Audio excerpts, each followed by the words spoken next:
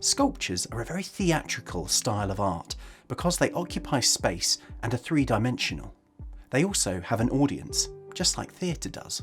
So we can harness a lot of ideas that sculpture employs and convert them into building blocks to use on our devised piece. My example sculpture is going to be this one, Gun Country, a piece of perceptual art by Michael Murphy.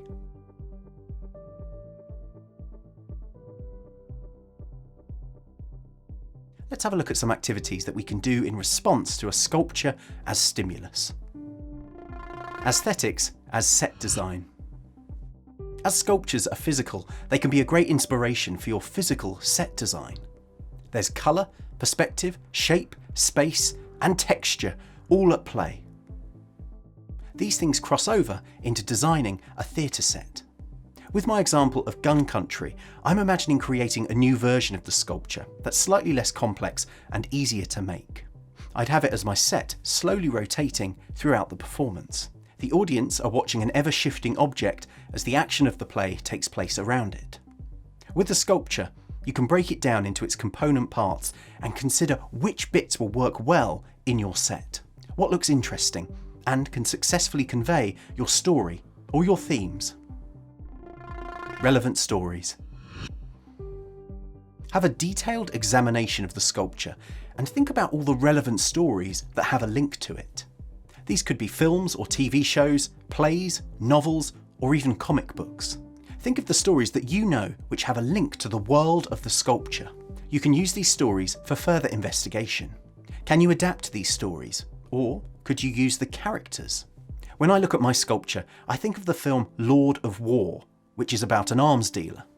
I also think of the plays Motortown and Punk Rock by Simon Stevens, which explore psychological trauma and violence. I also think of the film Elephant, which explores gun violence. I'm starting to gather all of these relevant stories, and it's all stemmed from looking at the sculpture. Sculptor's other works. The sculptor or artist will have other works that you can investigate alongside the stimulus piece. Are there any different versions or evolutions of this sculpture? Or is it a standalone piece? Are there any thematic or aesthetic links to the sculptor's other works? Michael Murphy, who designed my example sculpture, has a website with loads of other perceptual art on it. Some of it's commercial, some of it has a more political focus. By studying their other works, it will deepen your understanding of the medium of sculpture and what they're trying to communicate. Can you, in turn, translate and communicate these ideas to an audience? Image board. Have a look at your sculpture and notice the detail in it. See it as a three-dimensional object and make sure you study all the acute details from all sides. Then gather as many images in response to it. Put them up on a board, on a Pinterest page, or in a shared folder. Make sure everyone in your group has access to them. Don't censor your responses, just get together as many interesting images as you can. Then discuss as a group which images are interesting or provocative. Images are a brilliant building block. If you have an image, you can go about creating that image on stage. And all of these images will have stemmed from studying the stimulus sculpture. Themes. A sculpture will be brimming with thematic content. What are the themes of your sculpture? In my sculpture, I think the themes include pride, violence, identity, the founding fathers, control, and business. List as many themes as you can. Then pick one theme that interests everyone in the group and start to work on it. Start creating an image, a monologue, or a scene that explores that theme. Animate it. Many sculptures capture a moment frozen in time, just like a photo that sees everything clearly for a split second. What happens if you bring the sculpture to life? Can you bring the previous moment to life before it freezes? Can you play out the following moments where the action continues? An idea with my sculpture is to have an ensemble of actors and they each grab a weapon from the sculpture.